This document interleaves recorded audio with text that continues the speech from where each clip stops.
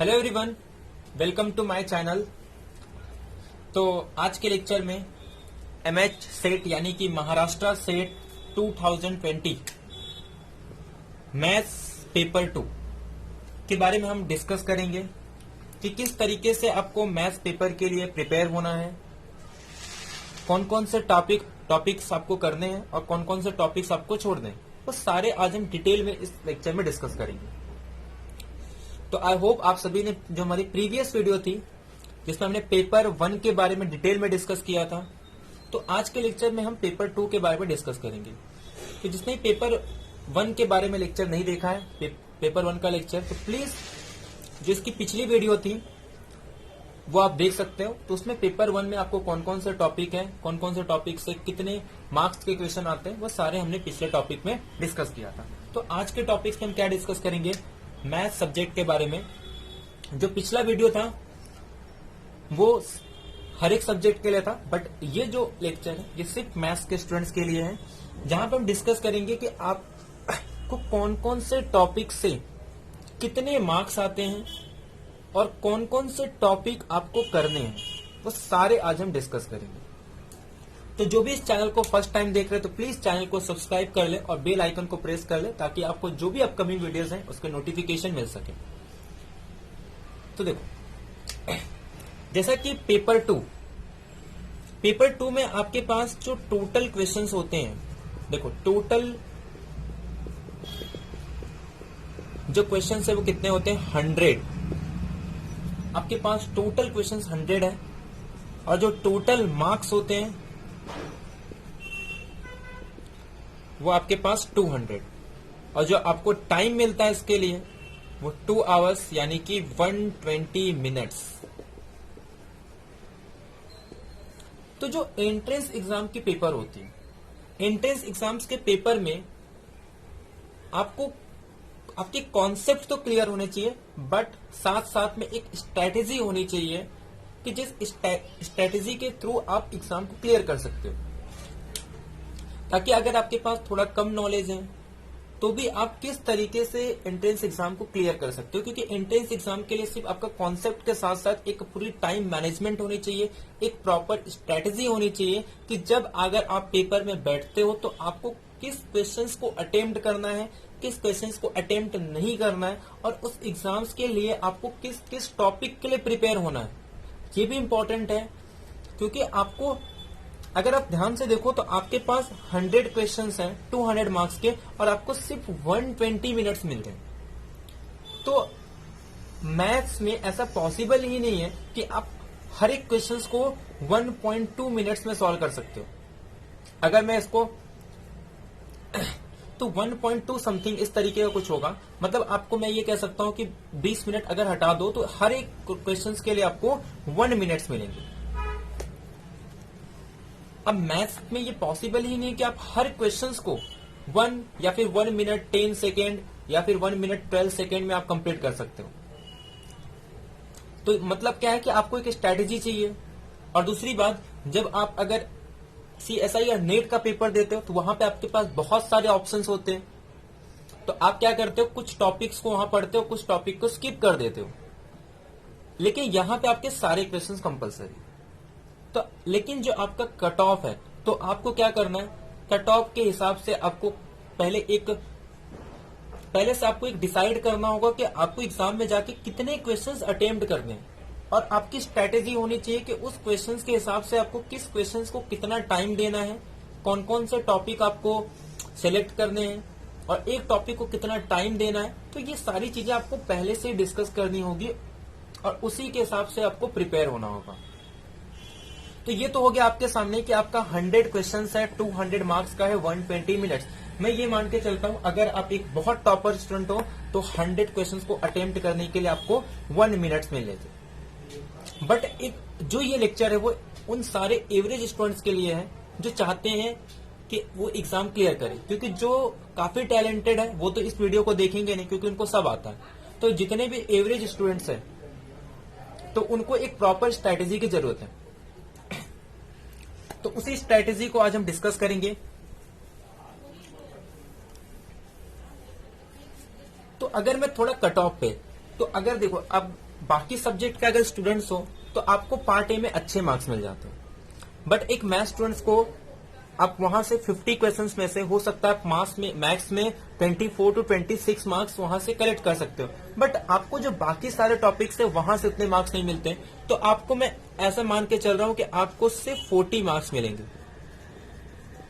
अगर आपको ज्यादा मिलते हैं तो अच्छी बात है, बट वहां से आपको मिनिमम 40 मार्क्स तो लाने ही है, चाहे वो कैसा भी स्टूडेंट हो। आपको बाकी सब्जेक्ट से भी 12 मार्क्स, कॉम्प्रहेंशन में और मैथ्स में 35, उसके लिए आपको किसी और टॉपिक की जरूरत नहीं। बाकी तुक्का वुक्का लगा के या कुछ उसमें से आप सारे टॉपिक्स मत पढ़ो, कुछ टॉपिक्स को, जैसे कि आप रिसर्च एप्टीट्यूड को, टीचिंग एप्टीट्यूड को, और लास्ट में जो कौन सा एप्टीट्यूड, हायर एजुकेशन, उस टॉपिक का अगर ऊपर ही ऊपर आप पढ़ लेते हो तो आपके वहां से 8 to 10 मार्क्स आपके गेन हो सकते हैं। तो मैं ऐसा मान के चल रहा हूं 40 मार्क्स आपको वहां से कलेक्ट करने हैं। तो यानी कि अगर मैं कट ऑफ की बात करूं, मैक्सिमम कट ऑफ जो है वो 60 जाता है। तो मैं मान के चल रहा हूं क्योंकि इतना टाइम मिला है तो मैक्सिमम कट ऑफ, जबकि मेरा ऐसा मानना है कि कितनी भी टाइम मिल जाए कट ऑफ पे इफेक्ट नहीं होता है। अगर इफेक्ट होगा तो 1 to 2%, इससे ज्यादा इफेक्ट नहीं होता। ये पेपर पे डिपेंड करता है, पेपर देने वाले पे डिपेंड करता है, और उस टाइम पे डिपेंड करता है। तो ऐसे मैक्सिमम अगर मैं कट ऑफ की बात करूं तो 60%, 60% यानी कि अगर मैं 300 का 60% निकालू तो यानी कि 180 मार्क्स। तो यानी कि अगर आपको उसमें सिर्फ 40 मार्क्स आते हैं तो आपको यहां पे 140 अटेम्प्ट करना है। ये मैं मैक्सिमम बता रहा हूं, ये मिनिमम नहीं बता रहा हूं कि अगर आप वहां पे सिर्फ 40 मार्क्स अटेम्प्ट करते हो, बट आपको 40 से वहां ज्यादा लाना है, क्योंकि अगर आपको क्लियर करना है, आप ऐसा बोलोगे कि नहीं आपको 40 से भी कम लाना है, तो फिर आप एग्जाम क्यों दे रहे हो। तो अगर आपको एग्जाम क्लियर करना है तो आपको चाहना है कि वहां से 40 से ज्यादा मार्क्स लाना है, तो यानी कि आपको 70 क्वेश्चंस यहां से अटेम्प्ट करने हैं। तो मैं एक रेंज बता देता हूं कि यानी कि आपके 65 से लेके 70 तक यहां पे आपको राइट आंसर्स होने चाहिए। तो अब आपको ये 65 से 70 आपको किस किस टॉपिक से गेन करना है, ये काफी इंपॉर्टेंट। तो टोटल 100 क्वेश्चंस को मैं टोटल 4 पार्ट्स में डिवाइड किया हूं, जिसमें फर्स्ट पार्ट में 10 क्वेश्चंस रखे मैंने, सेकेंड पार्ट में 30 क्वेश्चंस रखे, थर्ड पार्ट में 30 क्वेश्चंस एंड फोर्थ पार्ट में 30 क्वेश्चन। फर्स्ट पार्ट यानी कि क्वेश्चन नंबर 1 से लेके क्वेश्चन नंबर 10 तक, फिर 11 से लेके 40 तक, 41 से लेके 70 तक एंड 71 से लेके 100 तक। ये आपके 4 पार्ट्स हो गए। अब हम एक एक पार्ट को डिटेल में डिस्कस करेंगे कि एक पार्ट से कौन कौन से टॉपिक से कितने कितने क्वेश्चंस आते हैं, उसके लेवल कौन से होते हैं, वो सारी चीजें हम डिस्कस करेंगे। तो पहले स्टार्ट करते हैं पार्ट 1 से। तो अगर मैं अब यहां पे मैथ्स में 2 स्टूडेंट होते हैं, एक स्टैट्स के होते हैं और एक मैथ्स के होते हैं। तो मैं यहां प्योर मैथ्स के लिए ये लेक्चर्स हैं, स्टैट्स के लिए नहीं है। तो आपको जो टोटल 3 सेक्शंस होते हैं, सेक्शन 1, सेक्शन 2 और सेक्शन 3। सेक्शन 1 में 10 क्वेश्चंस होते हैं, फिर यहां पे 11 से लेके 100 तक, और फिर यहां 101 से लेके 190 तक। तो इस क्वेश्चंस को मैं एलिमिनेट कर रहा हूं क्योंकि ये स्टैट्स के लिए। तो हम जो डिस्कस करेंगे सेक्शन 1 और सेक्शन 2, ये एक मैथमेटिक्स के स्टूडेंट्स के लिए। अब यहां पे सेक्शन 1 और ये 11 से लेके 100, सेक्शन 2 को, इसको मैं 3 पार्ट्स में डिवाइड किया हूं। और ये तो पहले सेक्शन 1 को समझते हैं कि सेक्शन 1 में कौन से टॉपिक से कितने क्वेश्चन आते हैं। यानी कि सेक्शन 1 जिसको हमने पार्ट 1 में रखा है, यहां से आपके टोटल क्वेश्चंस आते हैं 10, और ये एकदम इजी लेवल है, बहुत ही इजी लेवल के क्वेश्चंस आते हैं। अब पहला जो टॉपिक है वो रियल एनालिसिस है। रियल एनालिसिस से आपके आते हैं टोटल 3 क्वेश्चंस। सेकेंड टॉपिक है, अगर हो सकता है रियल एनालिसिस से 2 क्वेश्चन पूछे तो आपको कॉम्प्लेक्स एनालिसिस से भी 2 क्वेश्चन पूछेंगे, नहीं तो फिर कॉम्प्लेक्स एनालिसिस से 1 क्वेश्चन। थर्ड आपका होता है लीनियर अलजेब्रा, यहां से आपके 2 क्वेश्चन होंगे। फोर्थ आपके प्रोबेबिलिटी से होंगे, जो कि आपका 12th लेवल तक का प्रोबेबिलिटी होगा। बहुत ही सिंपल क्वेश्चन, यहां से भी आपके 2 क्वेश्चंस, और लास्ट टॉपिक है एलपीपी, जो कि सिंपल रिजल्ट पे या फिर 12th बेसिस के जो क्वेश्चंस होते हैं उस पे आएंगे। यानी मैं ये कह सकता हूं कि ये जो टॉपिक्स हैं यहां से आपके 10 क्वेश्चन है, ये काफी इजी लेवल है। मैं ये कह सकता हूं या तो ये बीएससी लेवल के या फिर 12th तक के लेवल के क्वेश्चन आते हैं। और यहां पे आपको 10 में से 10 मार्क्स गेन करने हैं। अगर बहुत ही कम, अगर आपका बहुत ही खराब लक है, तभी आपको यहाँ पे 9 मार्क्स आने चाहिए, नहीं तो आपके पूरे के पूरे 10 मार्क्स यहाँ से गेन होने चाहिए, क्योंकि ये काफी सिंपल क्वेश्चंस होते हैं। तो सेक्शन 1 के जो क्वेश्चन आपको पूरा, आपका एम ये होना चाहिए कि यहाँ पे आपके एक भी मार्क्स नहीं कटने चाहिए, यानी कि 10 में से 10 मार्क्स अटेम्प्ट। अगर बहुत ही कम आ रहा है तो 9, मान लो मिस्टेक हो गया या कुछ क्वेश्चंस के आपको रिजल्ट नहीं पता है तो भी 9, बट 9 से कम आपका नहीं होना चाहिए। क्योंकि जो मैं ये चीज बता रहा हूं, यहां आपकी श्योरिटी की, अगर इस तरीके से आप फॉलो करोगे आपके इतने मार्क्स, तो आप कंफर्म आप क्लियर करोगे। इसीलिए मैं मैक्सिमम क्वेश्चन लेके चल रहा हूं। बाकी हो सकता है कि आपको 65 से लेके 70 जरूरत ही ना हो, उससे कम में हो जाएगा, लेकिन ये मैक्सिमम है कि अगर आप इतने क्वेश्चन करते हो तो आप श्योर हो कि आपका सेट क्लियर होगा।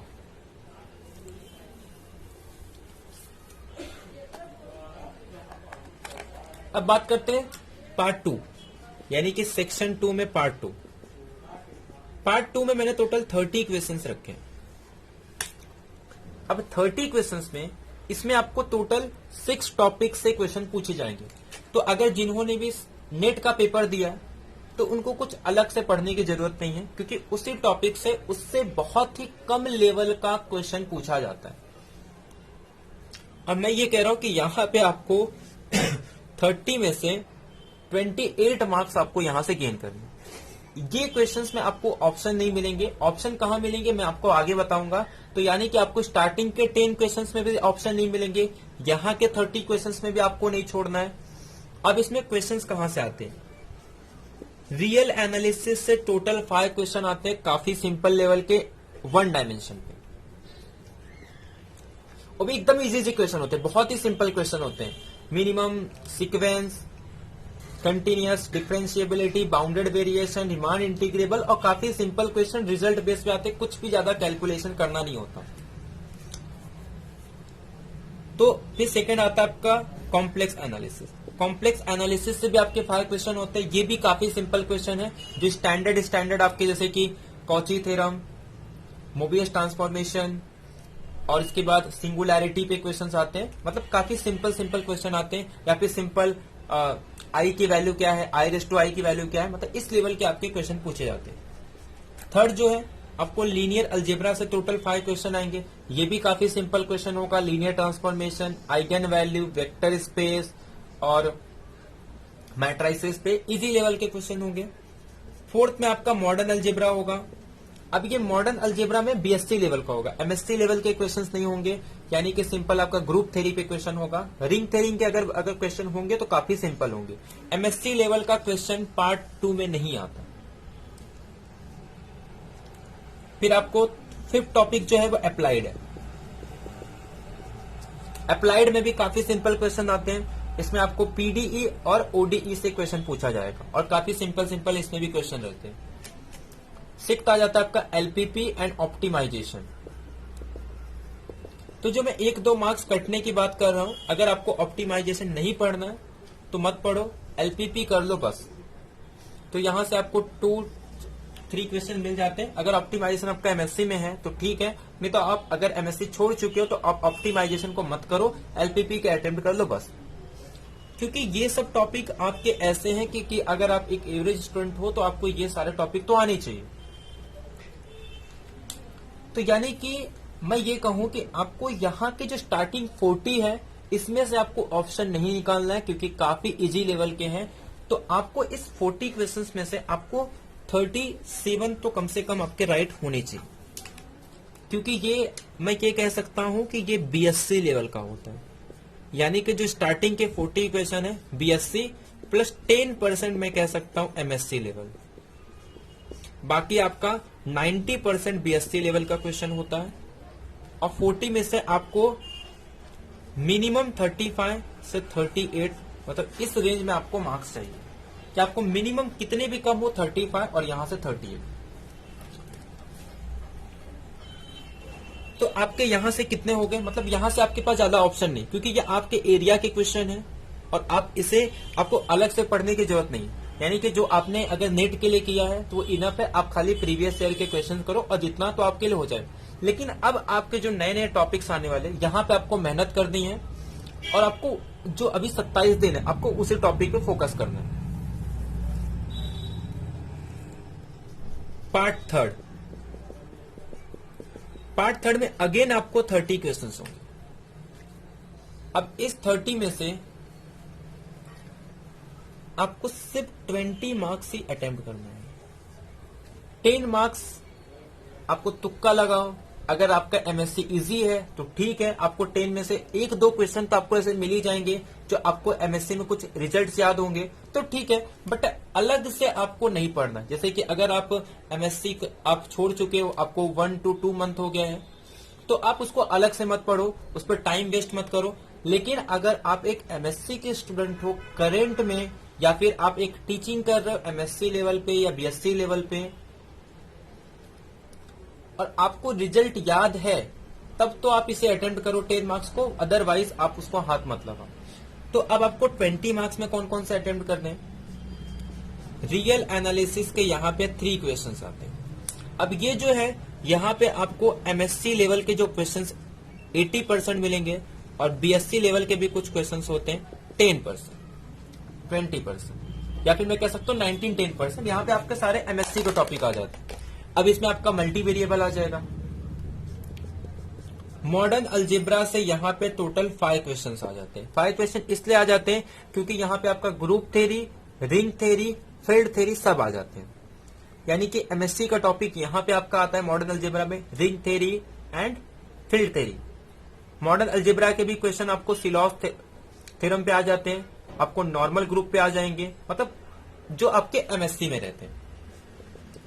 थर्ड आपका कॉम्प्लेक्स एनालिसिस, यहां पे भी आपका एमएससी लेवल का 3 क्वेश्चंस होंगे, ठीक है। फोर्थ आपके लीनियर अलजेब्रा, यहां भी आपके 3 क्वेश्चन होंगे, बट ये भी आपका एमएससी लेवल का होगा। फिफ्थ आपके अप्लाइड आ जाएंगे। अप्लाइड में एमएससी लेवल के क्वेश्चन, लेकिन काफी सिंपल क्वेश्चन होते हैं। सिंपल क्वेश्चन मतलब आपको सीओवी के आ जाएंगे, पीडीई के रहेंगे और इंटीग्रल इक्वेशन के, इस टाइप के क्वेश्चन होंगे और ये भी काफी सिंपल रहता है। अप्लाइड आपका हार्ड नहीं रहेगा ज्यादा। 6 आपका नंबर थ्योरी, नंबर थ्योरी के क्वेश्चंस पे अच्छे होते हैं। लेकिन इसके बाद जो आपका लास्ट टॉपिक है, इसमें आपको टोपोलॉजी प्लस लेबग मेजर प्लस आपके लॉजिक के क्वेश्चन, टोटल 10 क्वेश्चंस आपको यहां से आते हैं। अब मैं 10 में से कह रहा हूं आप इसको पूरी तरीके से छोड़ दो, बट यहां पे आप थोड़ा तुक्का लगा के, या फिर मैं 1 to 2 क्वेश्चन ऐसे आपको मिल जाएंगे जिसमें आप श्योर रहोगे कि आपके राइट हो, बट उसके लिए आपको अलग से पढ़ने की जरूरत नहीं है। यानी कि आपको क्वेश्चंस कहां सिलेक्ट करने हैं, यहां से 3, 8, 11, 14, 17 एंड 20, क्योंकि ये टॉपिक आपको डिटेल में स्टडी करना है जो आप रेगुलर पढ़ रहे हो।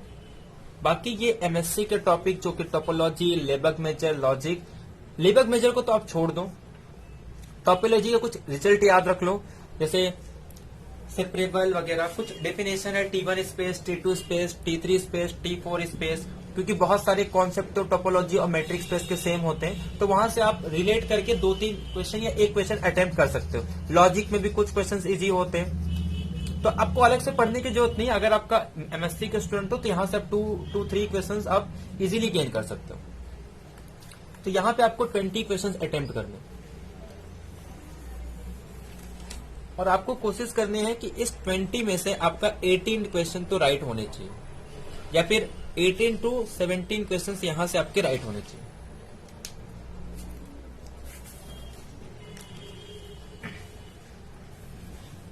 तो इसका मतलब ये है कि यहां से आपके टोटल 40 में से 35 तो 38, और इस 30 में से आपको कितने हो गए टोटल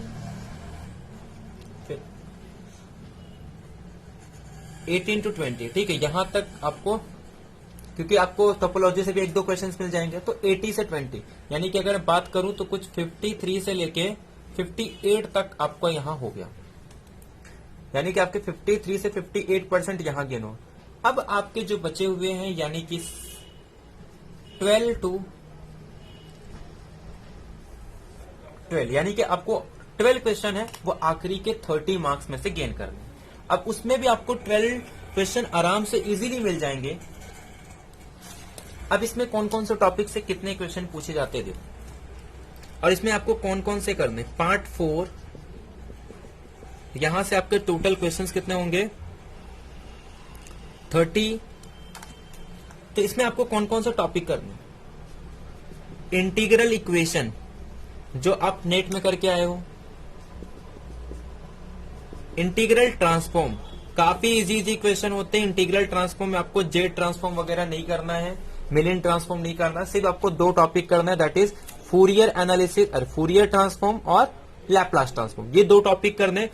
अगर हो सकता है तो आप सिंपल फॉर्मूले याद कर लो तो भी आपके लिए बेनिफिट होगा, और उससे रिलेटेड ओडीई सॉल्व करना है।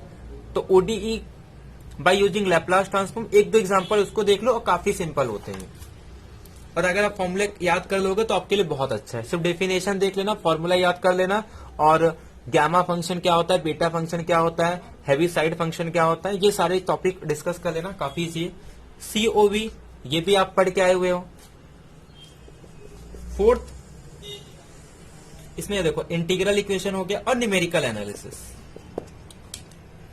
तो यानी कि ये 3 मार्क्स यहां से आएंगे, 3 क्वेश्चंस यहां से होंगे, 3 क्वेश्चंस यहां से होंगे, 3 क्वेश्चंस, यानी कि आपको 12 क्वेश्चंस यहां से मिल जाएंगे। और इंटीग्रल इक्वेशन के काफी सिंपल क्वेश्चन होते हैं, इंटीग्रल ट्रांसफॉर्मेशन के भी काफी सिंपल क्वेश्चन होते हैं, सीओवी के भी, न्यूमेरिकल एनालिसिस के भी। अगर आपका न्यूमेरिकल एनालिसिस नहीं है तो आपको बाकी सारे टॉपिक से भी गेन, यानी कि आपके सिर्फ 12 क्वेश्चन है, अभी भी आपके हाथ में 80 क्वेश्चन है। तो अगर आपके यहां 12 नहीं गेन हो रहे तो आप बाकी 18 में क्या होता है, आपका लेबर्ग मेजर से 3 क्वेश्चन है, लेबर्ग मेजर से आपके 3 क्वेश्चन है। इसके बाद आपका ट्रांसपोर्टेशन से एग्जाम्पल से आपके 2 क्वेश्चंस आएंगे। इसके अलावा आपके बूलियन अलजेब्रा से 2 क्वेश्चंस होंगे, यानी कि 4, 3, 7 और वहां पे 19।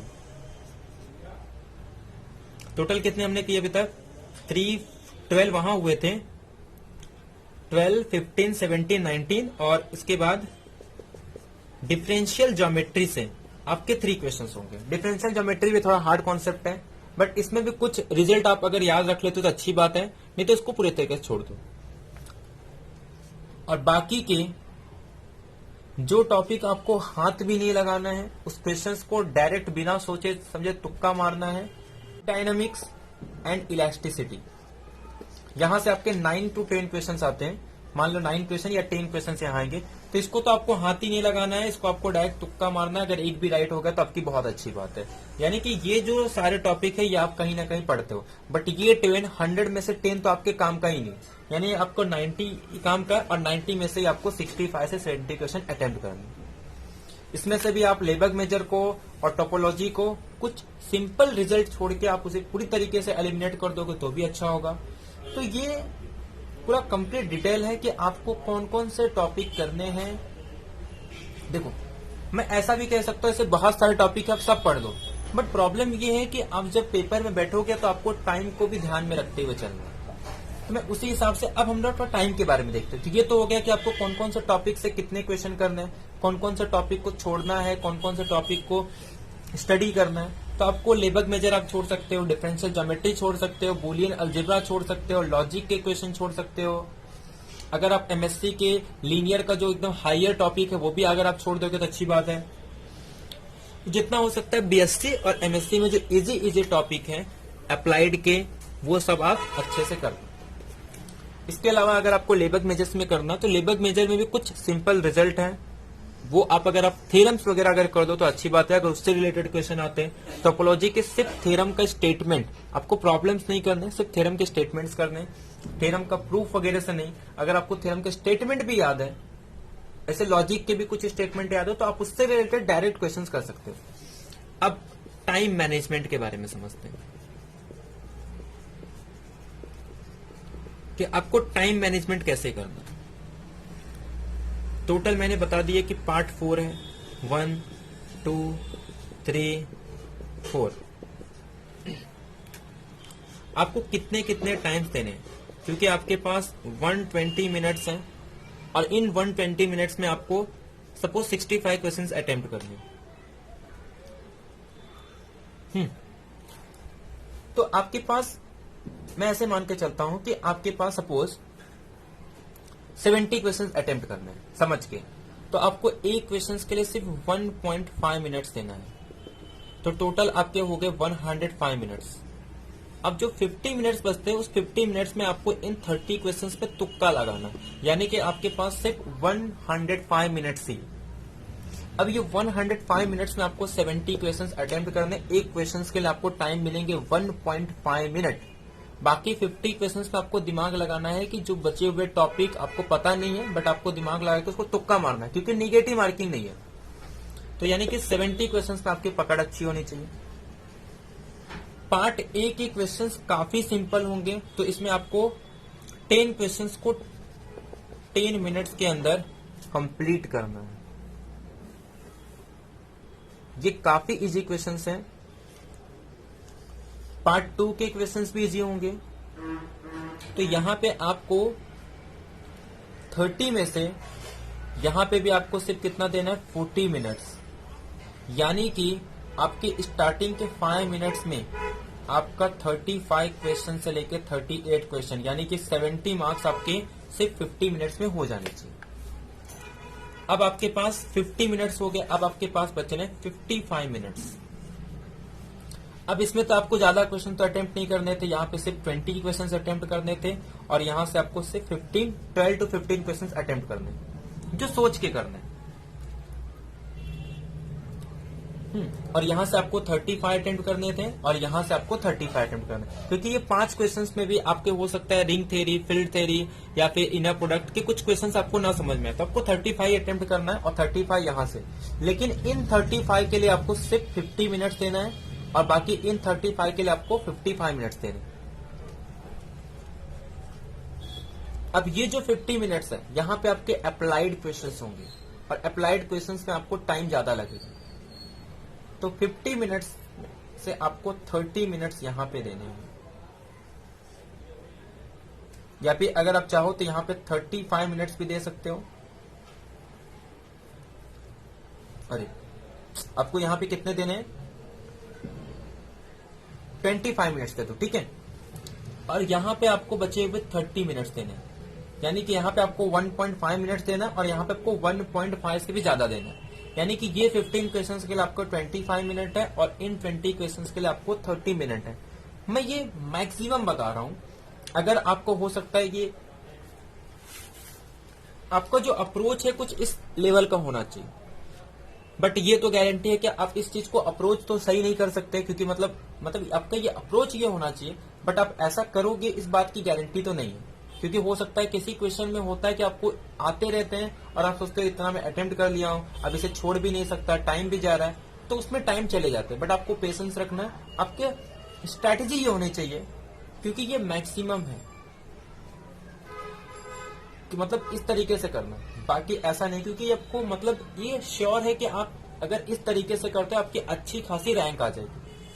बट अगर आप इस स्ट्रैटेजी को लेके अगर आपको ये पूरी तरीके से नहीं भी फॉलो करते हो, फिर भी आपके अगर आपके 10 से 15 मार्क्स कम भी आते हैं, बट फिर भी आप उस रेंज में हो कि आपका सेट क्लियर हो जाएगा।